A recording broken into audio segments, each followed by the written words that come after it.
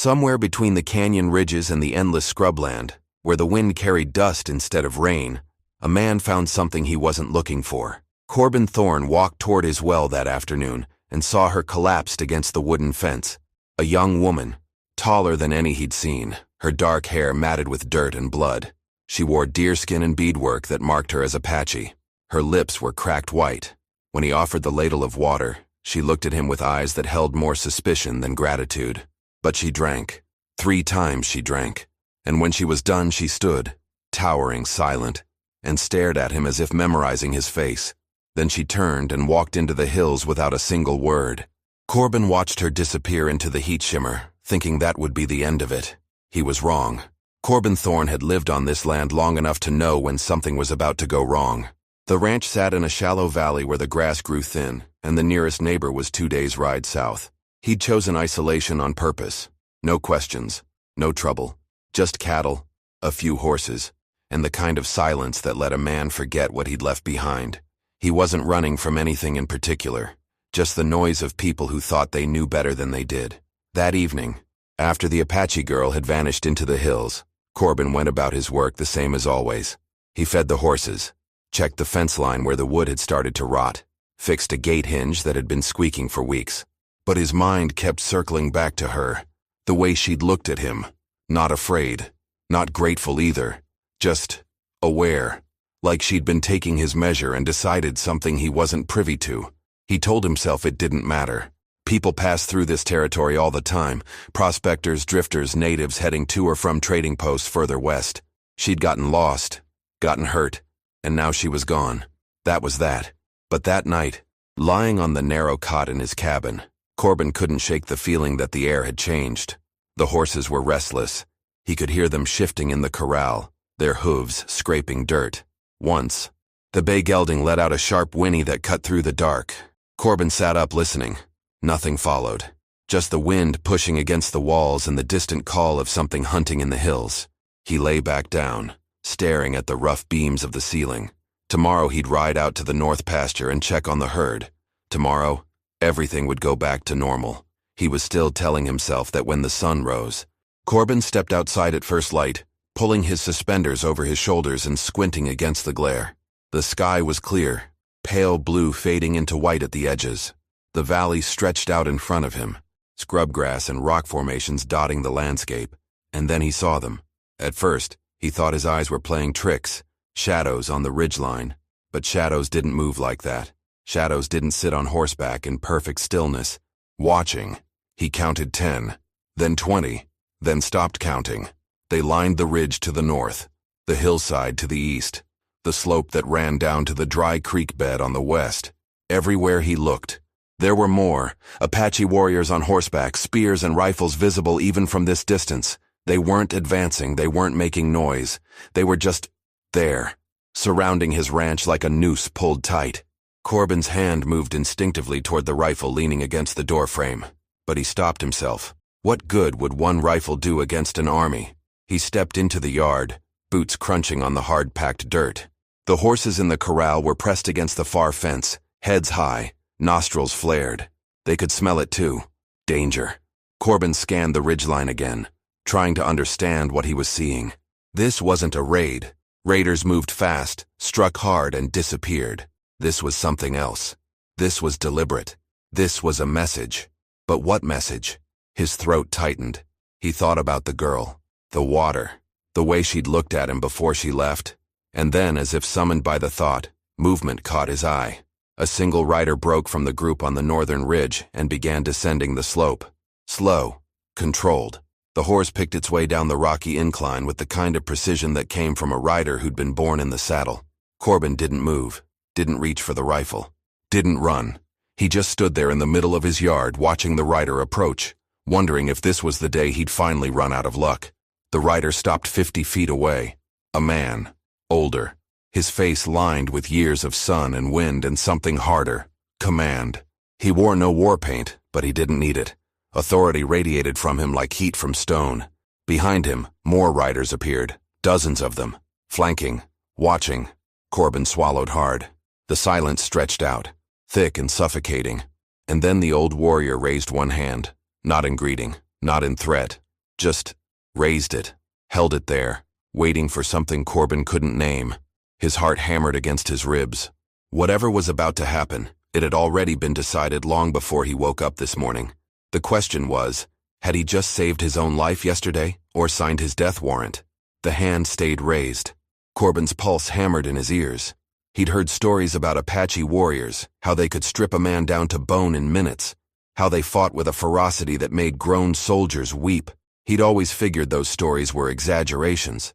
Now standing in his own yard with an army watching him from every direction, he wasn't so sure. The old warrior lowered his hand slowly. Then he dismounted. His movements were deliberate, almost ceremonial. He walked forward 10 paces and stopped, waiting. Corbin forced himself to breathe. This was a test. Had to be. If they wanted him dead, he'd already be dead. They'd had all night to burn him out, or put an arrow through his window. Instead, they'd waited for sunrise, waited for him to see them. That meant something. He stepped forward, matching the distance. 10 paces. Then he stopped too. They stood facing each other across 50 feet of dusty ground. The warrior's face was weathered like old leather, his eyes black and unreadable. Gray streaked his long hair. He carried no weapon in his hands, but a knife hung at his belt and a rifle was strapped to his horse. Corbin kept his hands visible at his sides, non-threatening. He didn't speak, didn't know what to say even if he tried. The language barrier was absolute. For a long moment, nothing happened. The warriors on the ridges remained still as stone. The horses shifted weight. A hawk circled overhead, oblivious to the tension below. Then the old warrior raised his hand again. But this time, he pointed, not at Corbin, at the well. Corbin's stomach dropped. The well, the water, the girl. The warrior lowered his hand and made a gesture, pouring water, drinking. The meaning was clear. Corbin nodded slowly. Yes, he'd given water to someone. The girl. Yesterday. The warrior's expression didn't change, but something shifted in his posture. He turned his head slightly and called out something in his own language. Sharp, commanding. Movement rippled through the warriors.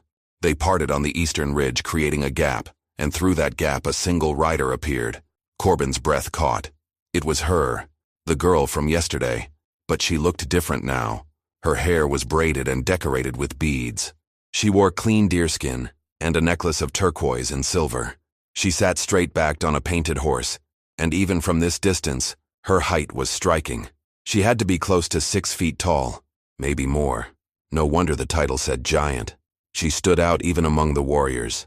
She rode down the slope with the same controlled grace as the old warrior. When she reached the valley floor, she didn't stop at a distance like he had.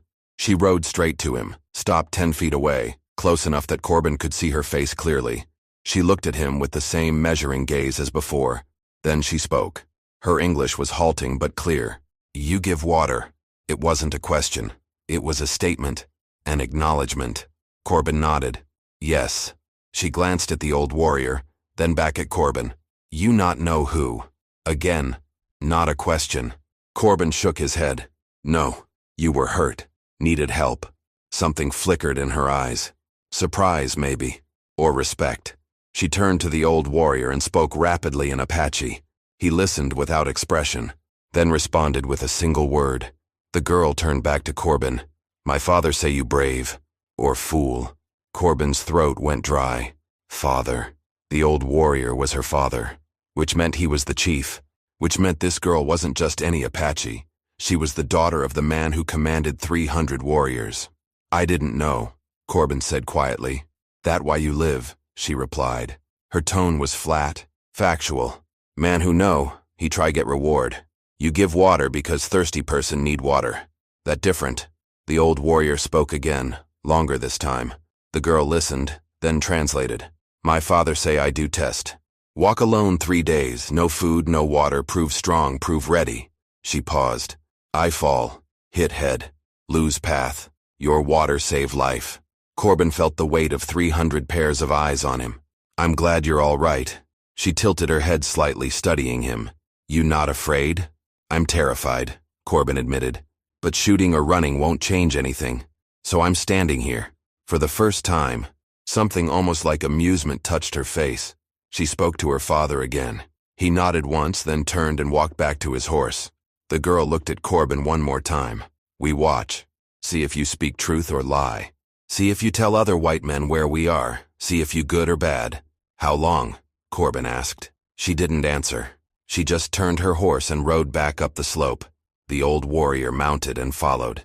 Corbin stood in his yard as the sun climbed higher. The warriors didn't leave. They settled into positions on the ridges, becoming part of the landscape, watching. He was a prisoner in his own home, and he had no idea how long the sentence would last. 3 days passed. The warriors remained on the ridges like sentinels carved from stone. They rotated positions but never left. Smoke from their fires rose into the sky each evening. Corbin tried to go about his work, but everything felt wrong. He fed the horses under watchful eyes. He repaired fence posts, knowing every movement was being studied. He drew water from the well, the same well where he'd found the girl, and wondered if they were counting each bucket he pulled up. Sleep came in fragments. Every sound outside jerked him awake. The horses sensed his tension and grew skittish. The bay gelding kicked at the fence until Corbin had to move him to a separate pen. On the 4th morning, Corbin woke to find something had changed. One of the warriors had come down from the ridge during the night and left something by his door, a bundle wrapped in hide. Inside, he found dried meat and a clay jar of water. He stared at it, trying to understand the message. Were they providing for him because they respected him? Or were they making sure he stayed alive long enough to complete their test? Either way, he ate the meat. It was tough and heavily salted, but it was food. His own supplies were running low, and he couldn't exactly ride to town with an army blocking every route out of the valley. By the 5th day, the isolation was wearing on him. He'd always preferred solitude, but this was different. This was being watched every waking moment. He started talking to the horses just to hear a voice, even if it was his own. On the 6th day, the girl came back. She rode down alone this time without her father. She stopped at the same spot as before, 10 feet from where Corbin stood in the yard. "You still here?" she said. "Didn't have much choice," Corbin replied. She dismounted and walked closer. Up close, her height was even more striking. She stood nearly as tall as him, and Corbin wasn't a small man. Her eyes were sharp, intelligent. She studied him like she was reading a map. "You could run," she said. "At night.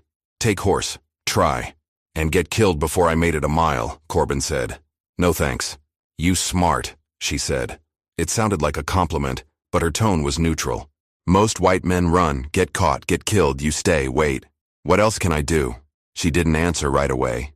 Instead, she walked to the well and looked down into it. "Deep," she said. "Deep enough," Corbin agreed. "Doesn't run dry even in summer. That why you live here? Good water?" "That's part of it." She turned back to him. "My people need water too. This land used to be ours. Now white men build fences, dig wells, take what was free." Corbin felt the weight of that statement. He'd bought this land legally, according to the laws written by men who'd never asked the Apache if they agreed. "I don't want trouble," he said carefully. "Trouble already here," she replied. "Question is what you do with it." Before Corbin could respond, a sound cut through the morning air. A gunshot, distant but unmistakable. Then another, then a third. The girl's head snapped toward the eastern ridge. The warriors were moving, shifting positions. More shots echoed across the valley, coming from somewhere beyond the hills. The girl spoke rapidly in Apache, calling out to the nearest warriors. One of them shouted back. Her expression hardened. She turned to Corbin. "White men coming. Many. With guns." Corbin's blood went cold. "How many?" 20. Maybe more. "They hunt." She looked at him, and for the first time he saw something other than neutrality in her eyes. It might have been calculation, or it might have been accusation. "They hunt us." The gunshots were getting closer. Whoever was out there, they were moving fast, and they were headed straight for the valley. The girl mounted her horse in one fluid motion. "They find you with us. They kill you too. They think you enemy. Where are you going?" She didn't answer. She just kicked her horse into motion and rode hard for the ridge. The warriors were already pulling back, disappearing into the hills like smoke. Corbin stood alone in his yard as the sound of approaching horses grew louder. Men's voices. Shouting. Excited. The kind of excitement that came from men who thought they'd cornered prey. He had maybe 5 minutes before they arrived.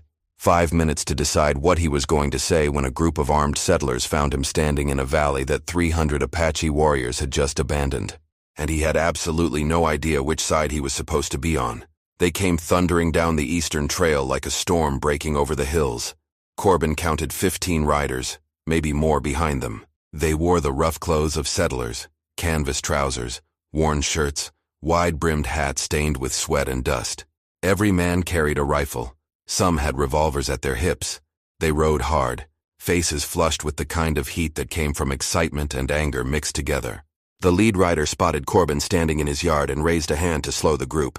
They pulled up 30 yards from the cabin, horses breathing hard, foam white on their necks. "You alone here?" the lead rider called out. He was a broad man with a thick beard and eyes that scanned the valley constantly, looking for movement. "Just me," Corbin said. He kept his voice steady, his hands visible. "You see any Apache come through here?" Another rider pushed forward, younger, with a rifle already unslung and resting across his saddle. "We've been tracking a war party. Saw smoke signals yesterday. Trail led straight to this valley." Corbin's mind raced. He could lie. Tell them the Apache had passed through and moved on. But these men weren't fools. They'd seen the tracks, the campsites, the signs of 300 warriors settling in for days of watching. "I've seen signs," Corbin said carefully. "But they're gone now." The bearded man squinted at him. "Gone where?" "North, I think. Heard horses moving out about 20 minutes ago." It wasn't entirely a lie. The warriors had pulled back into the hills. But north was a guess, and he knew it. The young rider with the rifle looked suspicious. "You got a lot of nerve living out here alone. Apache territory." "It's my land," Corbin said. "Bought and paid for. Apache don't care about deeds and titles," the bearded man said. He dismounted and walked closer. "You're lucky they haven't killed you already." "Maybe I'm not worth killing," Corbin replied. The man laughed, but it was a harsh sound. "We're part of a volunteer militia. Been hunting a group that raided a settlement 2 weeks south, burned 3 homesteads, killed a family." He spat into the dirt. "We aim to make them pay." Corbin's stomach tightened. "You sure it was Apache?" "Tracks don't lie," the young rider said. "War party came through. We followed them here." The bearded man studied Corbin's face. "You seem awful calm for a man who just had hostiles camped on his doorstep." "Panic doesn't help anything," Corbin said. "You hiding something?" The young rider's hand tightened on his rifle. "Just trying to stay alive," Corbin said. "Same as anyone." The bearded man walked past him toward the cabin. "Mind if we look around? Get some water for the horses?" Corbin didn't have much choice. "Help yourself." The men dismounted and spread out. Some led horses to the water trough. Others walked the perimeter of the cabin, checking for tracks, for signs. The young rider stayed mounted, watching Corbin with open distrust. "You got supplies in there?" the bearded man asked, nodding toward the cabin. "Enough to get by. We could use some. Been riding for 3 days straight. Pay you fair." Corbin nodded slowly. "I'll see what I have." He walked toward the cabin with the bearded man following. As they reached the door, Corbin caught movement on the ridge to the west. Just a flicker, a shape that could have been a rock or a warrior watching from cover. The Apache hadn't left. They'd just pulled back far enough to avoid the fight. They were still out there, still watching. And if these militiamen found them, the valley was going to run red. The bearded man stepped inside the cabin. Corbin followed, his mind working through possibilities. He could tell them the truth, that the Apache weren't raiders, that they'd been here for days without causing harm. But would they believe him? Or would they think he'd been compromised, turned into a sympathizer? "You got coffee?" the bearded man asked, scanning the shelves. "Some," Corbin said. "Good. We'll take whatever you can spare." He turned to face Corbin directly. "And you're going to tell us exactly where those Apache went." It wasn't a request. It was an order. Corbin looked at the man's hard eyes and knew the moment had come. He could point north and send them chasing shadows. He could point west and lead them into an ambush. Or he could tell them the truth and risk being shot as a traitor to his own people. Outside, one of the men shouted, "Found fresh tracks. Lots of them. They ain't far." The bearded man's expression changed. His hand went to his revolver. "How long they been gone?" Corbin met his eyes. "Not long enough." The bearded man drew his revolver and stepped outside. Corbin followed, heart pounding. The militiamen were gathering near the eastern fence where the ground was soft enough to hold prints. Clear as daylight, dozens of unshod horses, moving in organized patterns. "They were here," one man said, kneeling to examine the tracks. "Been here for days by the look of it." The young rider turned his rifle toward Corbin. "You lied. They didn't just pass through. They were camped here. I said I saw signs, Corbin replied, keeping his voice level. I didn't say they attacked me. Why the hell not? The bearded man demanded. You're a white settler on their land. Why would they let you live? Corbin had one chance to navigate this right. One chance to keep these men from riding into the hills and starting a slaughter. Maybe because I didn't give them a reason to kill me. You sympathize with them? The young rider's voice was sharp with accusation. I sympathize with staying alive, Corbin said. They had 300 warriors on those ridges. If they wanted me dead, I'd be dead. They let me be, so I let them be. 300? The bearded man's face went pale. You're saying 300 Apache were surrounding this ranch? For 6 days, Corbin said, and not one of them fired a shot. The militiamen exchanged looks. The mathematics of it was clear. 15 rifles against 300 warriors wasn't bravery. It was suicide. Then why were they here? Another man asked. War parties don't just camp out for no reason. Corbin chose his words carefully. I helped someone, one of theirs. Gave her water when she needed it. They came to see what kind of man I was. Her? The young rider's eyes narrowed. You helped a squaw? The word made Corbin's jaw tighten, but he didn't rise to it.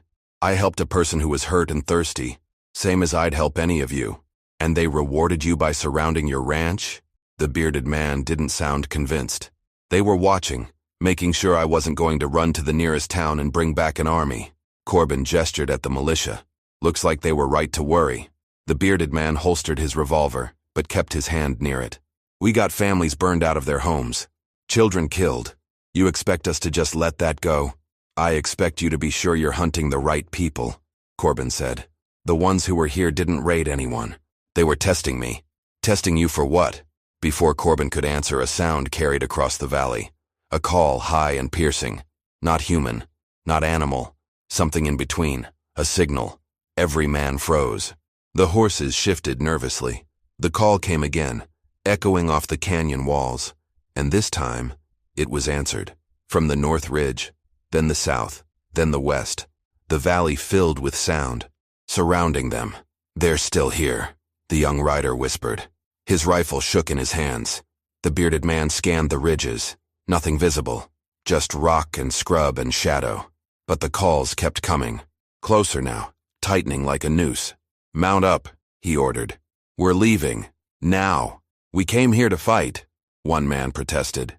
We came here to fight raiders, not 300 warriors on their own ground. The bearded man swung into his saddle.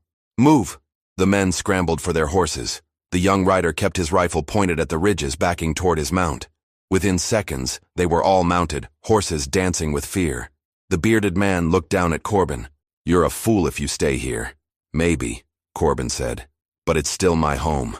Won't be a home when they burn it. The man kicked his horse into motion. Let's go. They rode out fast, heading south the way they'd come. The thunder of hooves faded quickly, swallowed by the desert wind. Corbin stood alone in his yard. The calls stopped. Silence settled over the valley like dust after a storm. Then movement on the ridge. The girl appeared first, riding down on her painted horse. Behind her father. Behind him, a dozen warriors. They rode down slowly, deliberately. When they reached the valley floor, the girl dismounted and walked to Corbin. Her expression was unreadable. You not tell them where we are, she said. No. You could. They want kill us. You could make them happy. I don't want anyone killed, Corbin said. She studied him for a long moment. Then she turned and spoke to her father in Apache. The old chief listened, then looked at Corbin with those black, measuring eyes. He said something brief, sharp, final. The girl translated. My father say test is over. You pass. Corbin felt something loosen in his chest. Relief, maybe. Or exhaustion. What happens now? The girl's expression shifted. Not quite a smile, but close. Now we talk. The chief dismounted and walked toward Corbin's cabin without asking permission. It wasn't aggression. It was simply the behavior of a man who'd spent his life commanding respect without needing to demand it. The girl followed, and Corbin brought up the rear, feeling oddly like a guest in his own home. Inside, the chief stood in the center of the small room, taking in the sparse furnishings, the shelves of supplies, the single window that faced west. He said something to his daughter. He say you live simple, she translated. Like warrior. No extra things. Corbin wasn't sure if that was a compliment or an observation. I don't need much. The chief pulled out a chair from the table and sat. He gestured for Corbin to do the same. The girl remained standing, positioned where she could see both men and the door. My name Nizhoni, she said, introducing herself properly for the first time. Mean beautiful in our language. White men make joke because I am tall. But my father say I'm beautiful like mountain. Strong, tall, unmovable. It's a good name, Corbin said. He looked at the chief. And your father? His name not for you to say, Nizhoni replied. Her tone wasn't hostile, just matter of fact. He is chief. That is enough. The chief spoke, his voice low and measured. Nizhoni translated in segments, letting him finish thoughts before converting them to English. You give water to me when I fall. You not ask for payment? You not ask for favor? You not try to touch me or keep me? You give what I need and let me go. She paused as her father continued. This not normal for white men. They take, they demand, they hurt. But you just give. Corbin met the chief's eyes. She needed help. That's all. My father say his test was hard test. 6 days watching. 6 days waiting to see if you run to town. If you tell soldiers where we camp. If you sell information for gold or safety. Nizhoni's voice was steady, clinical. You do none of these things. Men come with guns looking for us. You could tell them. Make them happy. Make them think you are good white man who helps kill Apache. I don't want to kill anyone, Corbin said. But you also not want die, the chief said through Nizhoni. Smart. Man who want die is useless. Man who want live, who choose how to live, this is valuable man. The chief reached into a leather pouch at his belt and pulled out something wrapped in cloth. He set it on the table and unwrapped it slowly. Inside was a necklace, intricate beadwork on leather with a distinctive pattern, blue and white beads arranged in a specific design. This mark of protection, Nizhoni explained. You wear this. My people know you are friend. They will not harm you. They will not take from you. You are under protection of our tribe. Corbin stared at the necklace. I don't understand. Why? Because you show honor when you not have to, Nizhoni said. Because you risk your life to not betray us. Because my father see in you something rare. White man who understand that land belong to all. That water is for thirsty. That human being is human being. The chief spoke again. Longer this time, with emphasis on certain words. Nizhoni listened carefully before translating. My father say this land once all Apache land. Water flow free. Game run free. Then white men come with paper that say they own what cannot be owned. They put up fences. They dig wells. They say this is mine, that is yours, you cannot pass here. She paused. But you are different. You have fence, yes. You have well, yes. But when person need water, you give. You do not ask if person is Apache or white, if person is Christian or not. You just give water to thirsty person. Anyone would do the same, Corbin said. No, the chief said in English. The single word carried weight. Then he continued in Apache, and Nizhoni translated. Most men would not. Most men see Apache girl and think danger, think problem, think opportunity. You see thirsty person. That is difference. The chief stood and pushed the necklace across the table toward Corbin. You take. You wear. You are protected. Corbin picked up the necklace. The beadwork was intricate, beautiful. The leather was soft and well worked. What does this mean for me? For my ranch? Nizhoni and her father exchanged a look. Then she spoke without waiting for translation. It mean you can live in peace. My people will not trouble you. We will watch over your land when you are gone. If other Apache come through, we tell them you are friend. She paused. But there is more. Corbin waited. Those white men will come back, she said. Maybe not today. Maybe not tomorrow. But they will come. They want fight Apache. They want revenge for things they think we do. Her expression hardened. If you wear this, if they see it, they will think you are traitor. They will not understand. They will want hurt you too. The chief spoke one final time. Short, definite. My father say, choose carefully. Protection from us mean danger from them. You cannot have both. Corbin held the necklace in his hands, feeling the weight of the choice. It wasn't just a piece of beadwork. It was a declaration. A line drawn in the dust that he'd have to stand on one side of or the other. He thought about the militia men who'd just left. The bearded man's hard eyes. The young rider's suspicion. If they came back and found him wearing Apache symbols, they'd shoot first and ask questions later. He'd be branded a turncoat, a traitor to his own people. But what did that mean, really? His own people. White settlers who'd taken land through force and called it legal. Men who hunted human beings like animals and called it justice. Were those his people just because they shared his skin color? He looked at Nijoni. She stood tall and straight, waiting for his answer with the patience of someone who'd already accepted whatever choice he made. She'd been dying of thirst, and he'd given her water. That simple, that human. And now 300 warriors would leave him in peace because of it. Or he could refuse the necklace. Keep his distance. Try to stay neutral in a territory where neutrality was becoming impossible. Live alone, trust no one, and hope both sides left him alone. That had been his plan when he came here. Isolation, peace through distance. But the world had found him anyway, forced him to choose. Corbin put the necklace over his head. The beadwork settled against his chest, cool against his skin. I choose to live with honor, he said. Same as I've been trying to do all along. The chief's expression didn't change, but something shifted in his posture. Respect, maybe, or acknowledgement. He stood and placed one hand briefly on Corbin's shoulder, a gesture that needed no translation. Nijoni spoke to her father in Apache. He nodded and replied. She turned back to Corbin. My father say you are brave. Or stupid. Maybe both. This time she almost smiled. He also say stupid brave men sometimes become legends. I'm not looking to be a legend, Corbin said. I just want to live in peace. Peace take more courage than war, Nijoni said. Anybody can fight. Take special person to choose not fight when everyone else want blood. The chief moved toward the door. Nijoni followed but paused at the threshold. You have questions? She asked. A lot of them, Corbin admitted. But I guess they can wait. Ask one, she said. While my father is here. While words still mean something before world get complicated again. Corbin thought for a moment. That test you were doing. The 3 days alone with no food or water. Did you pass?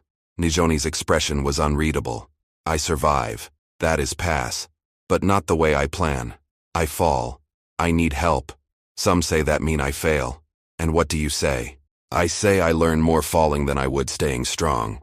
She glanced at her father. Sometimes lesson come from place you not expect. Sometimes strength is knowing when to accept help.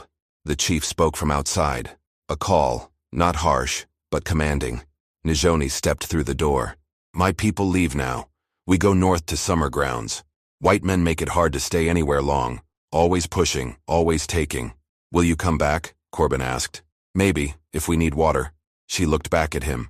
If we need remind ourselves that not all white men are same. She walked to her horse and mounted in one smooth motion.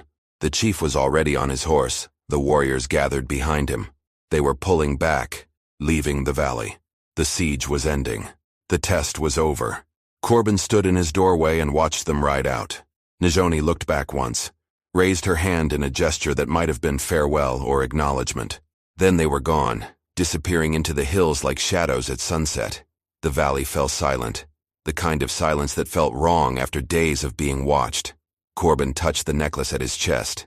The beadwork was warm from his skin now, no longer cool. He was protected.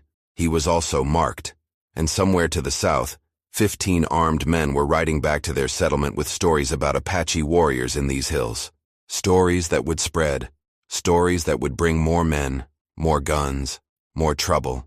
The peace he'd wanted felt further away than ever. But at least now he knew where he stood. And if men came looking for war, they'd have to go through him to get it. He just hoped he'd made the right choice, because there was no taking it back now. 3 weeks passed. The valley settled into an uneasy quiet. Corbin worked his land, tended his animals, and kept the necklace visible on his chest. He didn't hide it, didn't take it off. If trouble was coming, he'd meet it on his own terms. The trouble came on a Tuesday morning. Dust rose on the southern trail. Riders, moving fast. Corbin counted 8 men this time, fewer than before but better armed. The bearded militia leader was back, and he brought reinforcements. They rode straight to the ranch and formed a half circle around the yard, rifles ready. We heard rumors, the bearded man called out. Heard a rancher out here's been trading with the enemy. His eyes locked on the necklace. Guess the rumors were true. Corbin stood his ground. I'm not trading with anyone. I'm living in peace. That's Apache beadwork, the young rider said, his voice tight with anger. You're wearing their colors. That makes you one of them. It makes me someone they won't kill, Corbin replied. Seems like a practical choice in hostile territory. It makes you a traitor, the bearded man said. He dismounted slowly, hand near his revolver. We came here to give you a chance to explain yourself, but looking at you now, I don't think there's much to explain. Corbin felt his pulse quicken but kept his voice steady. You want to know why I'm wearing this? Because I gave water to a dying girl, and it turns out her father commands 300 warriors. They tested me for 6 days. I passed. They offered protection. I accepted. That's the whole story. And you think that makes you special? The bearded man stepped closer. Think that makes you different from the rest of us trying to survive out here? No, Corbin said. I think it makes me smart. You came here hunting Apache. How many did you kill? The question hung in the air. None of the men answered. That's what I thought, Corbin continued. You rode in looking for a fight and found an army instead. You turned back because you knew you'd lose. I made a different choice. I chose not to fight at all. Coward's choice, the young rider spat. Maybe, Corbin said. But I'm alive. My ranch is standing. And I can sleep at night knowing I didn't start a war that would get good men killed on both sides. The bearded man studied him for a long moment. You really think you can stay neutral in this? I don't think I can stay neutral, Corbin said. I think I already picked a side. I picked the side that doesn't want bloodshed. If that makes me an enemy to you, then shoot me now and get it over with. He spread his arms wide, making himself an open target. The necklace hung visible on his chest, blue and white beads catching the morning sun. No one moved. The horses shifted nervously. A hawk called overhead. Finally, the bearded man shook his head. You're a damn fool, Thorn, but you're an honest one.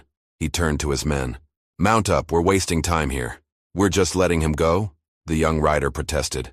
He ain't hurting anyone, the bearded man said. And if the Apache want to leave him alone, that's their business. We got real problems to deal with. Settlers getting raided. Families needing protection. This man ain't one of them problems. He swung back into his saddle and looked down at Corbin one last time. But don't expect us to come running if you need help. You made your choice. Live with it. I intend to, Corbin said. They rode out, slower this time, less aggressive. The young rider looked back once with something between anger and confusion. Then they were gone, leaving dust settling in the morning air. Corbin stood alone in his yard. The valley was empty again. No warriors on the ridges, no militia on the trails.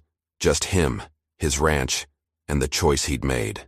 He walked to the well and drew up a bucket of water. Cold, clear, untouched by the heat of the day.